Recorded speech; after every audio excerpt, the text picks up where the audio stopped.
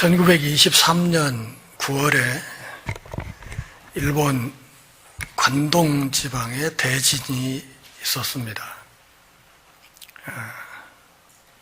일본 말로 그냥 간토 대지진 그렇게 이야기를 하지요.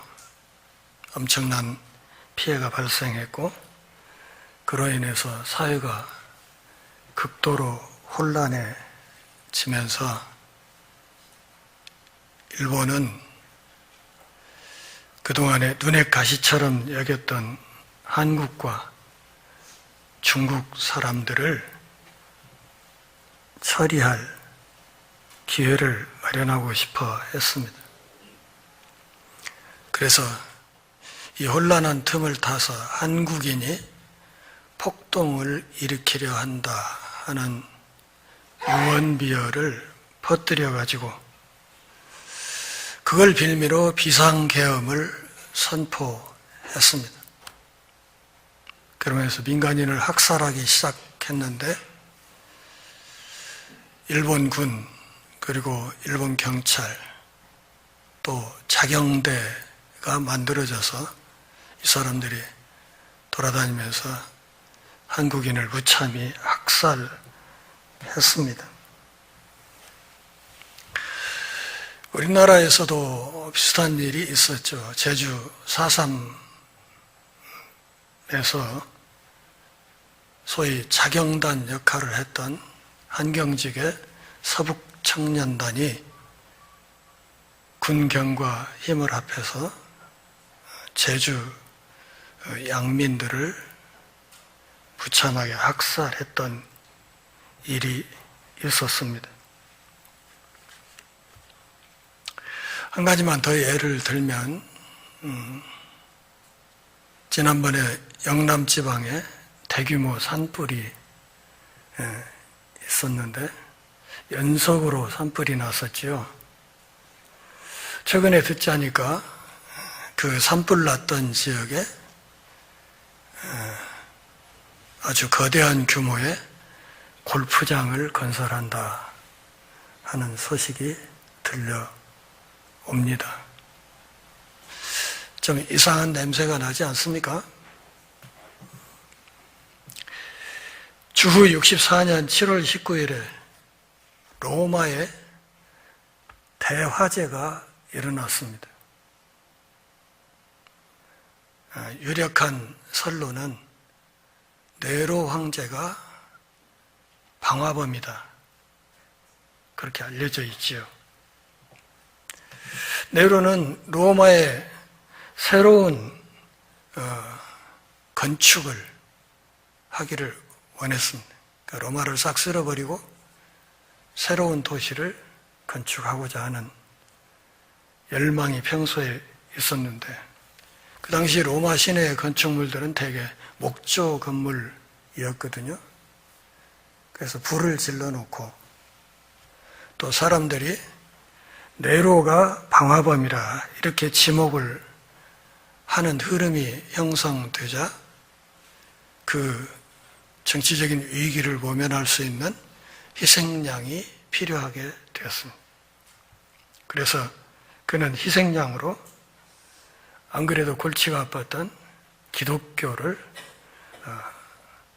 세웠습니다. 바울은 기독교 지도자였고 이 기독교인들이 로마 시내에 불을 질렀다 하는 소문을 네로가 냈기 때문에 지금 갇혀있는 이 바울은 방화범 종파의 지도자였습니다. 그렇게 해서 그가 사형수가 되어서 지금 감옥에 갇혀 있는 것이고 그리고 사형수로서 마지막 편지를 그의 영적인 아들이자 제자인 디모데에게 쓰고 있는 것입니다. 지난주에 우리가 살폈던 본문 앞부분에서 사도 바울은 세 가지 비유를 이야기했었죠.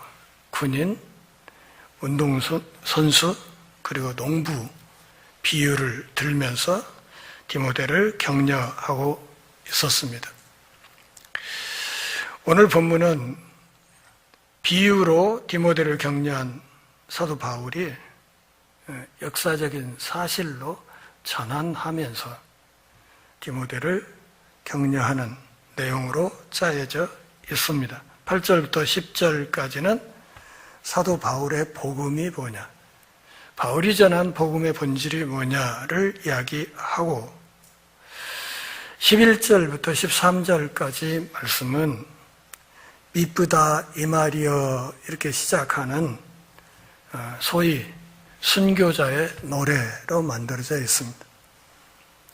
순교자의 노래라기보다는 1세기 당시에 기독교인들의 찬송시였다, 이렇게 볼 수 있겠습니다. 크게 두 가지 단락으로 나누어서 8절부터 10절까지 사도 바울의 복음의 본질을 먼저 좀 살펴보도록 하겠습니다. 바울은 현재 자신이 투옥되어 있는 상황을 하나님의 메시지인 복음과 연결시키고 있습니다. 8절 보실까요? 내가 전한 복음대로 다윗의 씨로 죽은 자 가운데서 다시 살아나신 예수 그리스도를 기억하라. 사도 바울의 권면은 무엇입니까? 예수 그리스도를 기억하라는 것입니다. 다시 말하면 자기가 전한 복음의 핵심에 예수 그리스도가 있다 하는 사실을 말하면서 디모데 목사 사역하는 중에 이 예수 그리스도를 계속 기억하고 그분을 가슴에 품고 있어야 된다, 이렇게 말하고 있는 것이죠. 그러면서 예수 그리스도를 설명할 때 두 가지 수식어를 붙였습니다. 첫째는 그분은 다윗의 씨다. 두 번째는 죽은 자 가운데서 부활하신 분이시다. 첫째, 그분이 다윗의 씨다 하는 이 말은 예수 그리스도의 인성을 가리키는 말입니다. 이 땅 죄인 곁에 친히 오셔서 참으로 고난찬 삶을 사시고 그 고난의 길을 친히 걸으시고 이 땅 기득권 세력과의 투쟁을 마다하지 않으신, 기꺼이 앞장서서 싸우셨던 바로 그 예수님을 기억하라, 이렇게 말하고 있는 것입니다. 다윗의 씨라는 말이 예수 그리스도의 인성, 아울러서 구약에서 계속해서 이어져 내려온 하나님의 언약, 그 언약의 신실성을 말하는 것, 그리고 두 번째로는 예수님의 생의 마지막 부분, 십자가에서의 고난과 그리고 죽음을 이기신 그 부활에 관해서 설명을 했습니다. 다윗의 씨란 말이 육체를 입고 우리 곁에 오신 역사적인 예수를 말하는 것이었습니다. 다시 말하면 그분은 사람의 아들로 오셨다는 이야기를 했다면 이 부활은 그분이 하나님의 아들이셨다. 그러기에 하나님의 아들의 그 권세로 죽음을 죽였다 하는 사실을 말하고 바로 그와 같은 예수 그리스도를 끝까지 잘 기억해야 된다, 이렇게 말했습니다. 바울이 말하려는 것은 그분이 죽음을 이기고 부활하셨기 때문에, 다시 말하면 지금도 살아 계시기 때문에, 그래서 바울 자신과도 함께 하셨고 지금도 함께 하고 계시고 디모데 목사와도 함께 하시고 앞으로도 함께 하실 분이시다 하는 사실을 강조하기 위해서였습니다. 다시 말하면 디모데 목사여, 예수 그리스도를 기억하고 사역한다면 어떠한 역경 속에서도 외롭지 않을 것이다 하는 사실을 디모데 목사에게 말하려고 하는 것입니다. 그래서 예수 그리스도를 기억하라고 이야기를 했습니다. 이어지는 구절에서 복음과 자신의 관계를 설명합니다. 내가 이 복음 때문에 죄인과 같이 매이는 데까지 고난을 받았으나 하나님의 말씀은 매이지 아니하니라.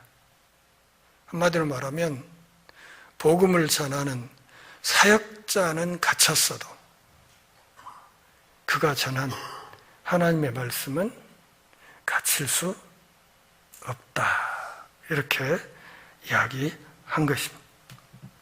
내가 왜 여기에 이렇게 사형수가 되어서 갇혀 있는가? 그것은 무슨 강도짓을 했다든가 사기를 쳤다든가 누군가에게 폭행을 했다든가 이런 죄로 인해서 구속된 것이 아니고 예수 그리스도의 그 복음을 내가 열심히 전했기 때문에 오직 그 이유 하나만으로 내가 지금 죄인과 같이 사슬에 매인 사람이 되었다는 것입니다. 춘향이를 옥에 가둬놓고 칼을 씌우죠. 목에 널판대에 구멍 뚫어서 목을 이렇게 끼워놓고 왜 그렇게 칼을 씌워놓습니까? 액세서리입니까? 춘향이 목걸이인가요? 왜 그걸 씌워놓죠? 괴롭히려고 그러는 거죠. 눕지 못하게. 편히 눕지 못하게 괴롭히려고 고문하는 도구가 칼을 씌우는 거예요. 사슬도 마찬가지예요. 사슬로 단단히 묶어놓으면 피가 안 통하는 것은 말할 것도 없고 때로는 그 쇠사슬이 살을 파고들기도 하고 그런 상황에서 밀려오는 통증 때문에 젖으로 갇혀있는 동안 편안한 삶을 살 수가 없는 것이죠. 그렇게 매여서 고통을 당하며 마치 무슨 중한 죄를 지은 죄수처럼 그렇게 내가 고통을 당하고 있다. 나는 지금 복음 때문에 고난을 당하고 있다. 예수님이 십자가에 달릴 때 좌우편에 누가 있었습니까? 강도가 있었습니다. 그 좌우편 자리는 예수님의 제자들이 탐냈던 자리입니다. 요한복음 18장 29절 30절 말씀을 한번 보십시오. 빌라도는 어떻게든 예수님을 풀어주려고 했습니다. 그러면서 도대체 이 사람이 무슨 죄를 지었길래 당신들이 이렇게 길을 쓰고 죽이려고 하냐 이렇게 물으니까 이 사람들 대답이 뭐예요? 이 사람은 악을 행한 자다. 악을 행했기 때문에 당신들에게 넘겼다. 이렇게 이야기를 한 겁니다. 그래서 그분을 범죄자 취급했고 그렇게 해서 이사야의 예언이 십자가에서도 성취가 되었습니다. 바울이 복음 때문에 투옥되어서 지금 사형수가 되어 있습니다. 왜냐하면 아까 얘기했던 것처럼 네로가 만든 가짜 뉴스로 인해서 바울은 지금 어떤 사람이 되어 있습니까? 방화범의 집단, 방화범 집단의 교수가 되어 있는 거예요. 그러니 이걸 용서할 수가 없는 것입니다. 본보기로라도 이 사람을 처단해야 상황이 조금씩 진정될 수 있다고 네로는 생각했습니다. 바울이 지금 고난을 당하는 첫 번째 이유는 무엇이라고요? 이 복음을 위해서다. 그렇게 이야기했습니다. 사도 바울은 내가 비록 이 복음 때문에 감옥에 갇혀 있기는 하지만 이 복음만이 아름다운 것이다. 그러므로 디모데 목사 그대도 복음이 필요한 사람들에게로 가라. 이렇게 권면하고 있는 것입니다. 네로의 박해가 아무리 극심하다 할지라도 하나님의 주권과 하나님의 말씀의 효과적인 능력보다는 작은 것이다. 바울의 투옥에 하나님의 말씀, 곧 바울이 전하는 이 복음에는 아무런 영향을 끼칠 수 없다.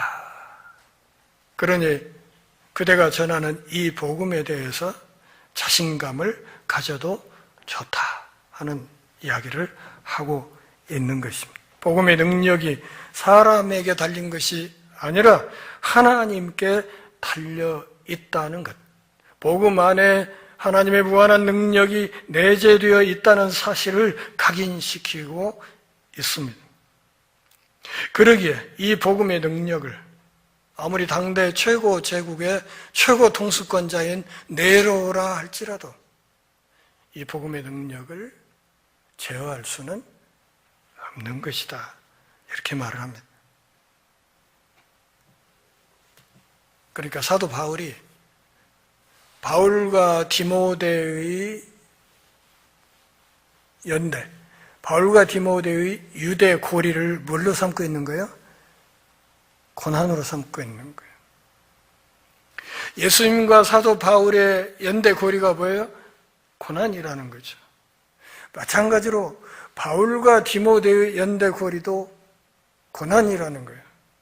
디모데가 가르친 제자와 디모데와의 관계도 연대 고리는 고난이라는 거예요. 십자가를 지는 이 삶, 이것이 복음을 전하는 모든 사람들의 공통 고리다. 이렇게 말을 하는 거예요.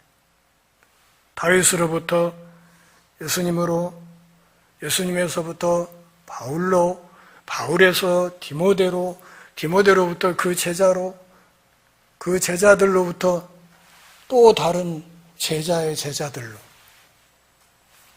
이어져 가는 이 흐름의 연결고리가 무엇이라? 고난이라는 거죠. 그럼에도 불구하고 이 고난의 고리가 우리가 전하는 복음, 하나님의 말씀의 그 위력을 어떻게 하지 못한다. 하나님의 말씀은 그 말씀 안에 내재된 하나님의 능력으로 인해서 끝까지 뻗어나갈 것이다. 바울의 이 자신감대로 이 복음이 21세기 동안을 버텨서 오늘 대한민국 전라도 전주에 있는 우리에게까지 전해져 내려왔던 것입니다. 10절 같이 읽죠. 그러므로 내가 택함 받은 자들을 위하여 모든 것을 참음은 그들도 예수 그리스도 안에 있는 구원을 영원한 영광과 함께 받게 하려 함이라. 바울이 고난당하는 첫 번째 이유가 뭐라고 그랬어요? 복음을 위해서 그렇다. 두 번째 이유가 10절에 밝혀져 있습니다. 하나님께서 선택하신 사람들이 구원받을 수 있도록 하기 위해서 내가 이 고난을 당하고 있다. 이렇게 말. 내가 고난 당함으로써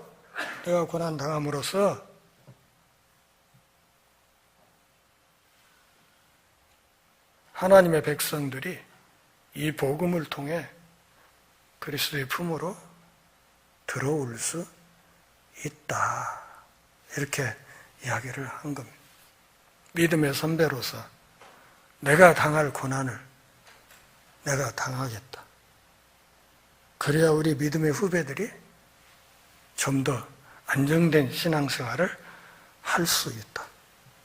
하나님의 택하신 하나님의 백성들이 영원한 영광을 누리도록 하기 위해서 나는 이 고난의 길을 간다. 이렇게 이야기를 하고 있는 것입니다. 선배의 고난이 후배의 앞길을 넓게 여는 것이라고 이야기를 했습니다. 파워포인트 순서를 좀 바꿔서 사진을 한 장 보겠습니다.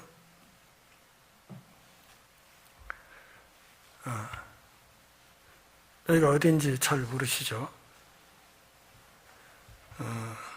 여기가 평양에 있는 칠골교회당입니다. 칠골교회는 원래 이름이 하리교회인데 이 교회에 김일성 주석의 어머니인 강반석 집사가 이 교회에 출석을 했습니다. 그리고 제가 2003년 평양에 방문했을 때에는 교회 이름이 칠골교회당으로 바뀌어 있었고, 주일 오전에 봉수교회에서 주일 예배를 마치고 이어서 칠골교회당을 방문해서 거기서 그쪽 교인들과 북한을 방문한 우리 방문단이 함께 모여서 연합 예배를 드리고, 연합 예배에서 제가 대표 기도하는 그런 장면입니다. 세월이 참 빨라서 벌써 20몇 년 전 사진이 됐습니다. 제가 왜 북한을 들락날락 했을까요? 평양으로, 황해도로 왜 그렇게 왔다 갔다 했을까요? 블라디보스톡으로?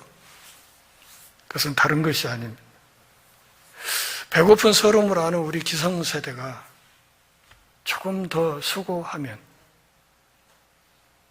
우리 자식들은 자주적으로, 평화적으로 통일된 나라에서 좀 안정된 삶을 누릴 수 있지 않겠는가 하는 생각. 죽기 전에 우리 기성세대가 조금 더 고생하면 우리 자식 세대는 좀 더 나은 삶을 누릴 수 있겠다 하는 생각 때문이었습니다. 바울의 생각과 결은 비슷할 것이라고 생각하고 있습니다. 내가 왜 이 고난을 당하는가? 하나님이 선택하신 사람들, 우리 믿음의 후배들이 이 복음을 통해 영원한 영광을 누릴 수 있다는 그 소망 때문에 나는 지금 이 고난의 길을 가고 있고 내 생의 마지막 순간을 바라보고 있다. 사도 바울은 10절에서 신자들의 현재의 고난을 영원한 관점에서 바라보도록 유도하고 있습니다. 지금 당하는 고통, 이 고난 힘들지. 고통이 즐거운 사람은 없지요. 수사슬에 매여서 감방살이를 하는 것, 사형수가 되어서 내일 모레 어떻게 될지 모르는 삶을 사는 것, 고통스럽지요. 그럼에도 불구하고 이 고통을 현재의 시점에서만 보는 것이 아니라 그분의 파루시아, 그분이 다시 오시는 그 영원한 시점으로 옮겨서 그 시점으로 현재의 내 고난을 바라보도록 유도하고 있는 것입니다. 디모데 목사 그대도 사역하다가 고난을 당하고 힘든 순간이 오겠지만 그럼에도 불구하고 이 어렵고 힘든 순간을 그 순간으로만 보지 말고 영원한 관점에서 재해석해서 수용하라 하는 이야기를 지금 디모데 목사에게 하고 있는 것입니다. 그러면서 11절부터 13절까지 해서 1세기 당시에 유행했을 것으로 알려진 유명한 찬송시 하나를 인용합니다. 그러면서 이 찬송시를 딱 요약을 해서 11절 앞부분에서 뭐라고 했습니까?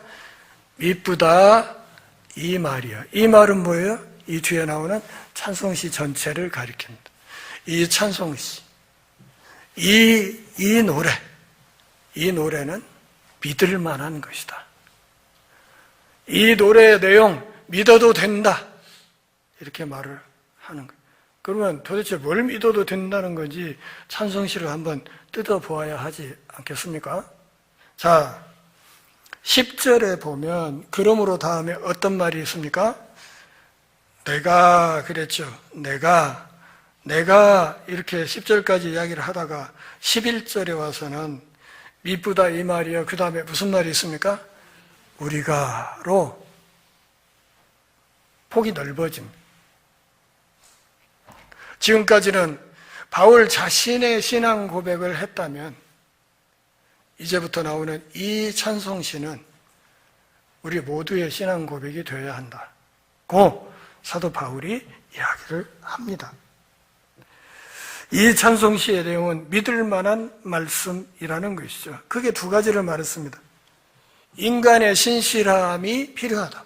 복음이 전파되는데 사역자들이 신실하게 사역하는 것이 필요하다.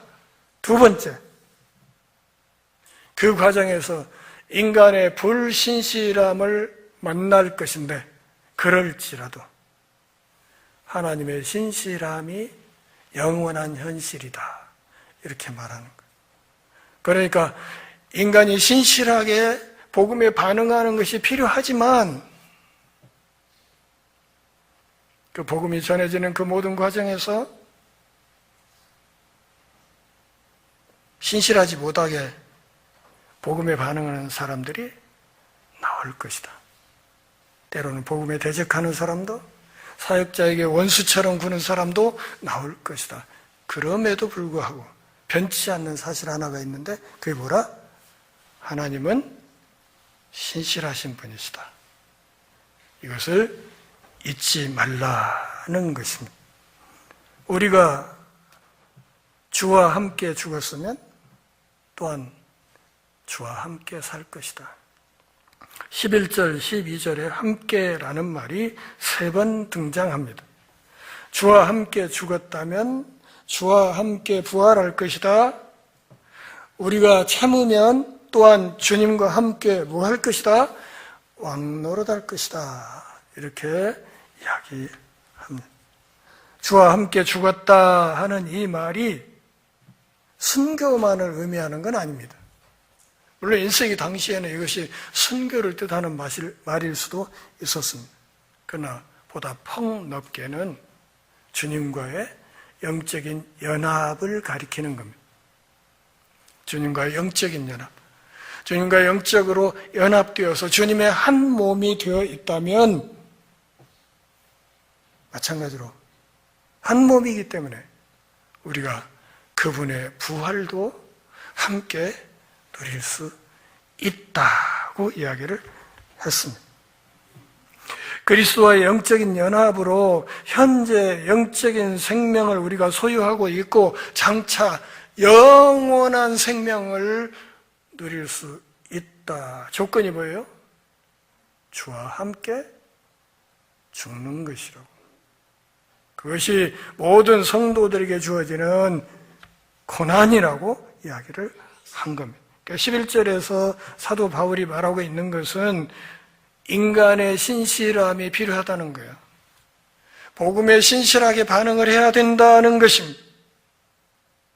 그 과정에서 참아야 될 일이 생긴다. 그런 말이죠. 12절. 참아라. 참으면 어떻게 된다고요? 또 주님과 함께 뭐 할 것이다? 왕노릇할 것이다. 반면에 우리가 주와 함께 죽지 않고 우리가 주를 뭐 하면? 부인해버리면 주도 우리를 어쩔 것이다? 부인하실 것이다. 내 너를 모른다 이래버린다는 거죠. 마태복음 7장 우리가 확인했잖아요. 주여 우리가 주의 이름으로 귀신도 쫓아내고 뭐 또 했지 않습니까? 네, 이랬을 때 내가 너희를 도무지 모른다. 이 불법을 행하는 자들아 내게서 떠나가라 하리라. 마태복음 10장 32절 33절 말씀을 보십시오. 우리의 신앙 고백을 어디에서 하라? 사람 앞에서 해라. 살아가는 내 삶의 주변에 있는 사람들 앞에서 신앙을 고백하면 하늘에 계신 하늘 아버지도 그날에 최후의 심판 날에 하늘 아버지 앞에 섰을 때 예수님이 변호사로 등장한다. 그래서 이 사람 나의 백성이라고 변호할 것이다. 그런 일. 근데 사람 앞에서 부인해버리면 어쩔 것이라고요? 그날에 예수님이 변호사로 서지 않는다. 그런 말. 그러니까 이 땅을 살아가는 동안 우리 곁에 있는 사람들 앞에 이 세상 안에서 우리의 삶으로 신앙을 어떻게 고백하느냐, 이것이 최후의 심판날에 내가 받게 될 판결장이다, 그런 말이에요. 내 몫의 최후의 판결장은 하나님이 쓰는 것이 아니라 지금 이 삶 속에서 내가 이 땅에 살아가는 동안 내 삶으로 쓰는 것이다, 이렇게 이야기를 하는 겁니다. 잠시의 고난이 두려워서 나 예수 안 믿는다고, 잠시의 고난이 두려워서 신사참배하라니까 쪼로리 가서 훈도시 차고 한강물에 들어가서 일본 신도의 세례를 받아버리는 목사 장로들이 얼마나 많았어. 주기철 목사님은 그걸 끝까지 버텼죠. 우리가 저기 가면 주 목사님은 볼 수 있을 거예요. 근데 그 훈도시 차고 한강에 들어갔던 사람들은 거의 대부분 못 볼 겁니다. 참으면 우리가 함께 왕노릇 할 것이지만 만에 하나 우리가 주님을 부인해버리면 주님도 우리를 부인하실 것이다. 그러니까 이런 찬송시의 내용은 뭐예요? 버티라 이거죠. 고난 앞에서 너무 허망하게 무릎 꿇지 말고 버티라 이거예요.